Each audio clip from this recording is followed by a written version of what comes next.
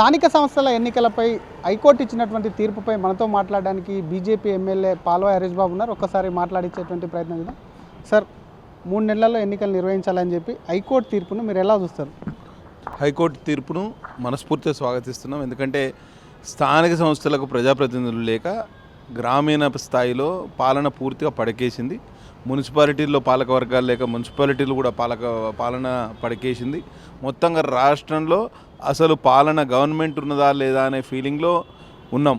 No government feeling, ప్రభుత్వం లేదు అనే భావన ప్రజల్లో కలిగింది. అట్లీస్ట్ ఈ ఎన్నికల ద్వారానన్నా స్థానిక ప్రభుత్వాలను ఎన్నుకునే వెసులుబాటు మనకు కలుగుతుందని ఆశిద్దాం.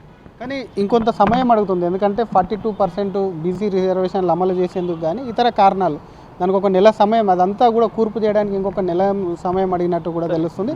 దానికి సంబంధించి ఒకవేళ ఎక్స్టెన్షన్ అయితే నెల రోజులు అవుతుందా, 2 నెలలు అవుతుందా, 3 నెలలు అవుతుందా చూద్దాము.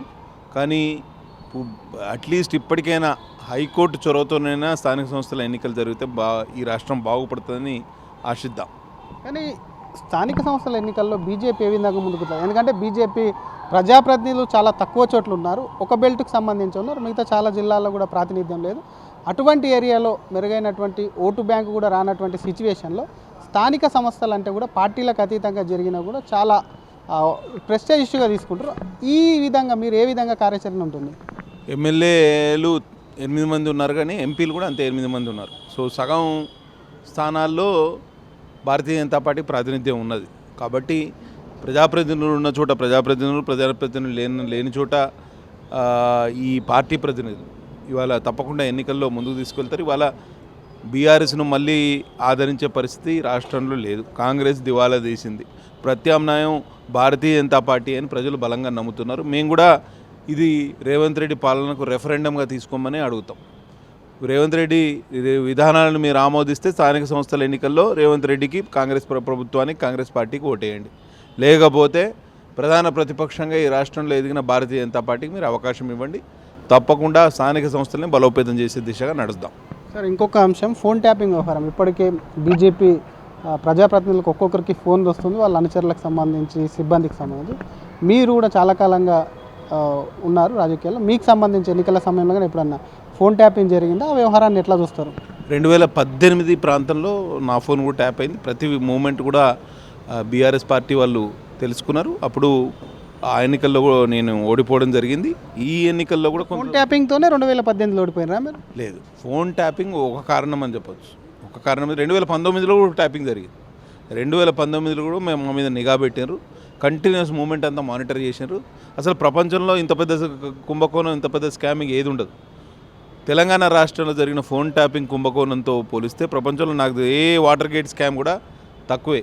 కాబట్టి ఎవరైతే శిక్షకు అర్హులో కేసీఆర్, కేటీఆర్ వాళ్ళ కుటుంబ సభ్యులు అభద్రతా భావంతో, ఇన్సెక్యూరిటీ తోటి ఇవాళ పూర్తిగా ప్రజాప్రతినిధులే కాదు, ఈ ప్రతిపక్ష నాయకులతో పాటు ఐఏఎస్ అధికారులు, వారి కుటుంబ సభ్యులు, ఆఖరుకు సినీ యాక్ట్రెస్లు వాళ్ళ పర్సనల్ జీవితాలు కూడా లోకి తొంగి చూసి వారి జీవితాలు నాశనం చేశారు. కాబట్టి తప్పకుండా ఈ విషయంలో ఇంకా ప్రభుత్వం మీనమేషాలు లెక్క పెట్టడం అర్థం లేదు. మీకు ఎవిడెన్స్ ఉంది.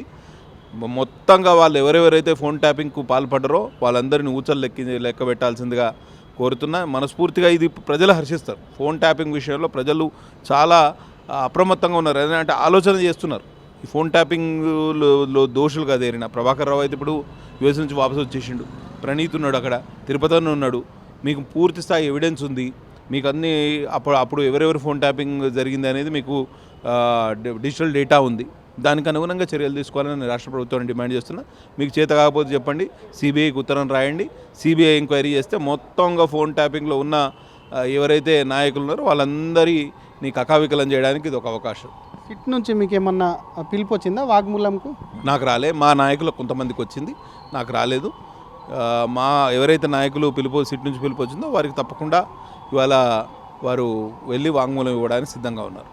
Thank you sir. ఇది హైకోర్టు తీర్పుకు సంబంధించి మాత్రం ఇచ్చినటువంటి తీర్పును స్వాగతిస్తాము. స్థానిక సంస్థలకు సంబంధించినటువంటి తీర్పును స్వాగతిస్తున్న ఎన్నికలు నిర్వహించాలి, ప్రభుత్వం భయపడుతుంది, స్థానిక సంస్థలు నిర్వహిస్తేనే పరిపాలన అనేది కూడా బాగా జరుగుతుంది కాబట్టి దానికి సంబంధించి కూడా గ్రామాల్లో ఉన్నటువంటి పరిస్థితులకు సంబంధించి అన్నీ చక్కబడాలంటే డెఫినెట్గా స్థానిక సంస్థల ఎన్నికలు నిర్వహించడమే కాకుండా తొందరలోనే వీలైనంత తొందరలోనే కూడా వాటిని పెట్టాలని డిమాండ్ చేస్తుంది. ఫోన్ ట్యాపింగ్ వ్యవహారం ఏదైతే ఉందో ఫోన్ ట్యాపింగ్ వ్యవహారానికి సంబంధించి మాత్రం దాని మీద చర్యలు తీసుకోవాలి. అందరూ దానికి బాధ్యులుగా ఉన్నటువంటి వాళ్ళందరూ ఇక్కడే ఉన్నారు కాబట్టి ప్రభుత్వం వెంటనే వాటిపైన చర్యలు తీసుకోవాలి. లేదంటే ఆ కేసును కూడా ఒకవైపు కూడా సిబిఐకి అప్పచెప్పాలి ప్రభుత్వం చేత కాకపోతే అని డిమాండ్ చేస్తుంది. స్థానిక సంస్థ ఎన్నికల్లో బీజేపీ జెండా ఎగడం ఖాయం. ఎందుకంటే సగానికి పైగా కూడా బీజేపీ ప్రజాప్రతినిధులు రాష్ట్రంలో ఉన్నారు కాబట్టి దానికి సంబంధించి లోకల్ బాడీ ఎన్నికల్లో తమ సత్తా చాటుతామని చెప్పి బీజేపీ ఎమ్మెల్యే పాల్వాయి హరీష్ బాబు అంటున్నారు.